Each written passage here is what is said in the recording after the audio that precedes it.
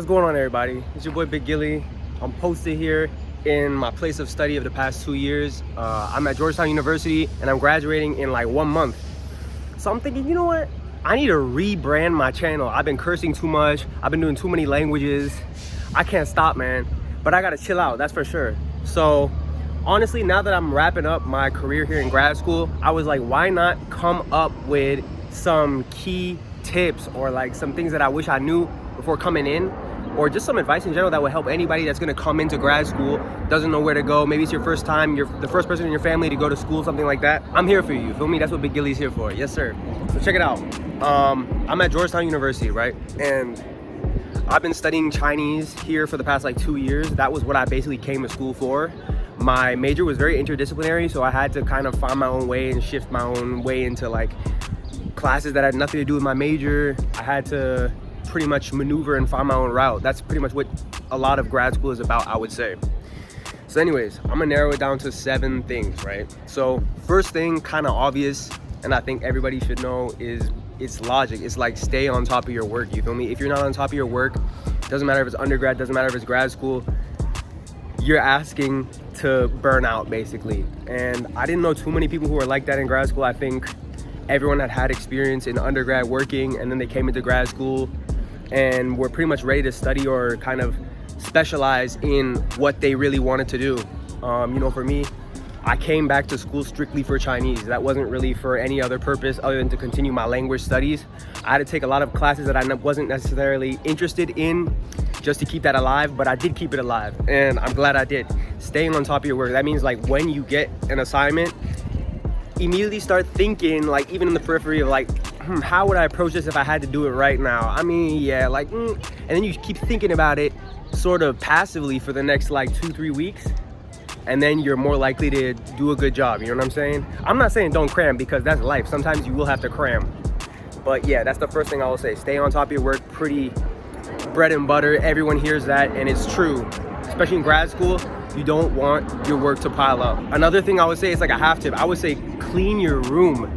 Listen, I'm 28 years old, and even until the past year, I wasn't good at that. You know, I take good care of myself. I'm always in the gym. I'm always exercising, this type of business. But my room was always a mess. I would always use excuses like, oh, school is too awful right now. I really don't have time. I'll do it this weekend. If you clean your room, if you wake up every day, you make your bed, you do these types of more productive habits, you will have less likeliness of basically wasting the time that you spend in your apartment, your parents' house, wherever it is, you know? So clean your room, have a clean working space. That's like a must. My second major tip is open up socially, you feel me? When I came into grad school, basically this is my second year as a grad student, right? And I noticed immediately, big difference between grad school and being an undergrad. A lot of people have their own lives already. So that means, for example, some people might have kids, some people might have wives, some people might be there straight out of undergrad.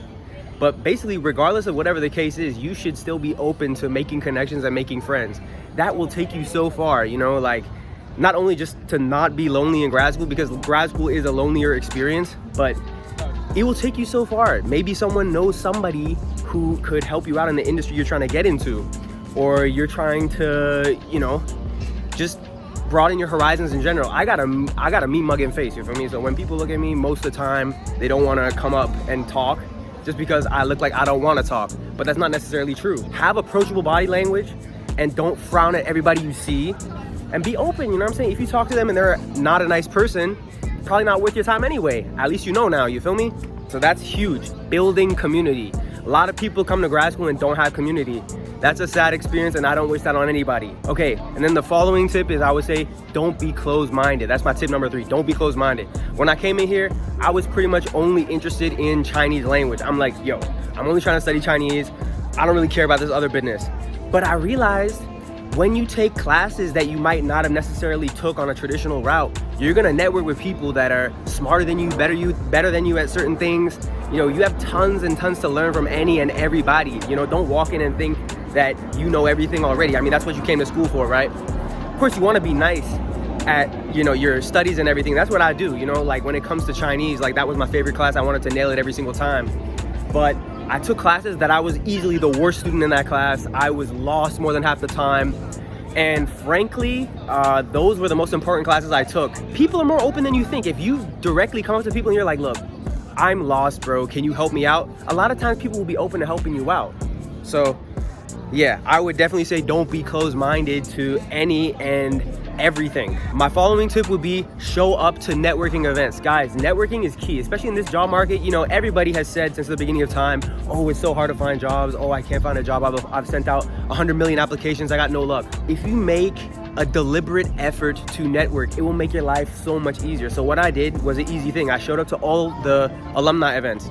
Sometimes I don't even care about what the alumni does. I just show up, I eat the free pizza, whatever it is, and then I just network. I just talk to people and I meet new friends. I meet people who have similar interests as mine, and you let your name be known in the school. And I think that's huge, or at least in your program. You don't need to be known in a school.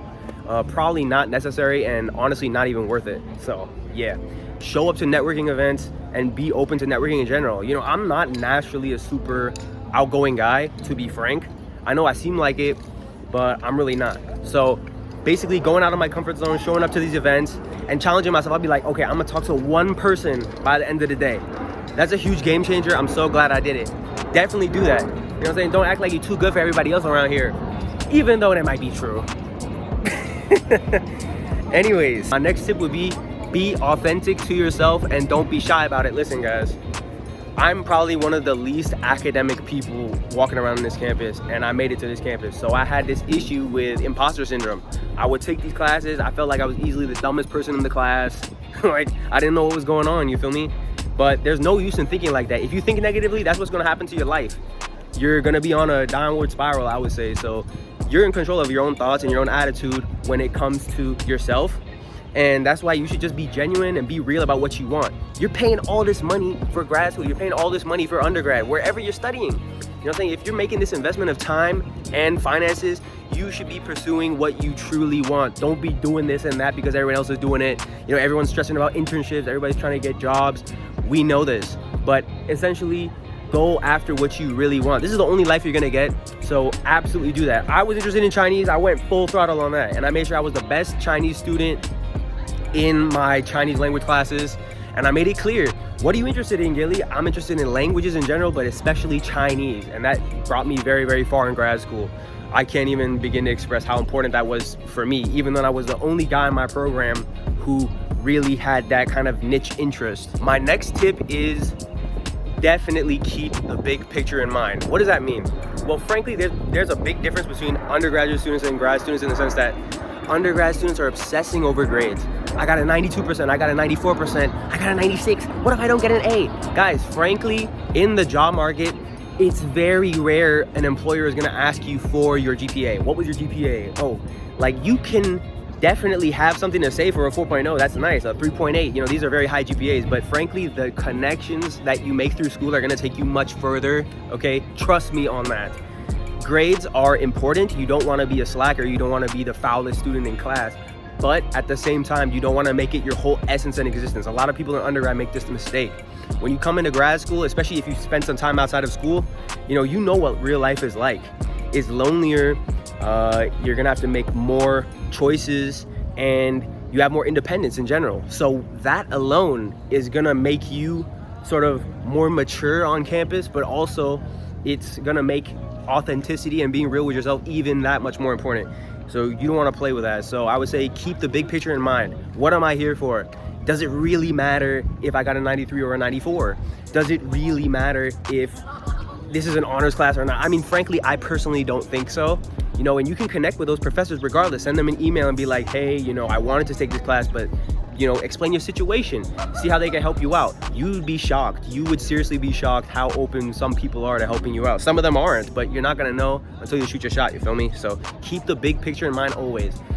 Even my whole time in grad school, I remember when I was down on my luck, and I told myself, even post-graduation, if I'm still down on my luck, I'm not too good enough to do anything. I'm not too good enough to sweep a floor. I'm not too good enough to, you know, do what I gotta do to make a living, man. This is a crazy world we live in, so, you know, I'm not gonna complain about anything. I'm just gonna do with what I can make do, you feel me? I think that's how you say it. I don't remember. Anyways, and my last one is take care of your physical and mental health.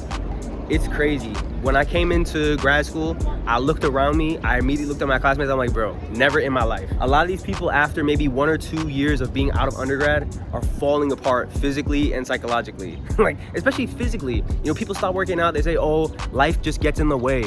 You know, I'm doing my 9 to 5, I don't have time for it. Guys, anything that you want in life, you have to make time for, period. How did I learn languages? How did I learn 6 languages coming in from, you know, 22 years old in my final year of undergrad? I could have easily said it's too late. I went and made that happen myself. I went to a bookstore, I bought a book, I went home, and I put in the work. You know what I'm saying? So you have to make time for your physical and mental health. I've stayed in the gym my entire time in grad school, as you could tell. Yes, sir. And you know, I enjoy being a role model for people. People come up to me, ask me questions about exercises all the time, nutrition all the time. Gilly, how should I hit my back? How should I hit my chest? How should I hit my legs? You know, this is what I'm here for. You know what I'm saying? That's what I want to represent for people. I want to be a positive impact on people. And frankly, one of the best ways you can do that is by maintaining your physical and mental health. One of the most important things I learned in grad school was how to eat. I know that's crazy, and I'm gonna make another video about that, but you straight up have to learn how to eat. Like, it's like you gotta re-educate yourself, man. And there's so many subtopics in that alone, but people eat terribly in grad school. They use it as an excuse. The stress goes up, you know. Time is not like it once was when you were 15 years old, but it doesn't matter. I'm 28 and I'm still making time for it, you feel me? So all I'm saying is, if you want it, you gotta make it happen. And if you wanna live past your studying days, you gotta eat in a sustainable way. You gotta train in a sustainable way. I'm not saying make it your whole life, but make it an absolute priority. Every day that you're supposed to show up to the gym, make sure you do it. Make sure you don't eat garbage. It's not gonna help you in any way with how you function mentally. It's not gonna help your networking. It's not gonna help your socializing. It's not gonna help anything, you heard? So that's what I would say. Guys, these have been my tips. I think it was about 7, something like that. These are my major tips for anybody coming into graduate school or undergrad. Frankly, any school. I'm gonna make much more videos about the topic of education in general because I've studied now in community colleges. I've studied in state schools. I'm now at Georgetown University. You know, I did a program at Princeton as well.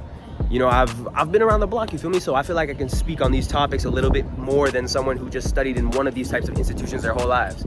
And you know, it's a blessing. I'm gonna be done in just under a month now. Hopefully I finish strong, you know what I'm saying? Ooh, let me get that for the camera shot. Yes, sir, for the thumbnail. But anyways, it's your boy Big Gilly. I'm doing a rebrand. No more cursing on my channel, all right? I'm gonna seriously try this.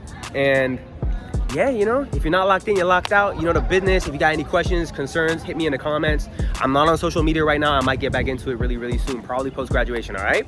So thank you so much for tapping in and checking in with the kid. It's been a little while, but I'll be posting a little bit more, all right? So, yes, sir. I'll be checking in with you guys real soon. It's Gilly. Yep.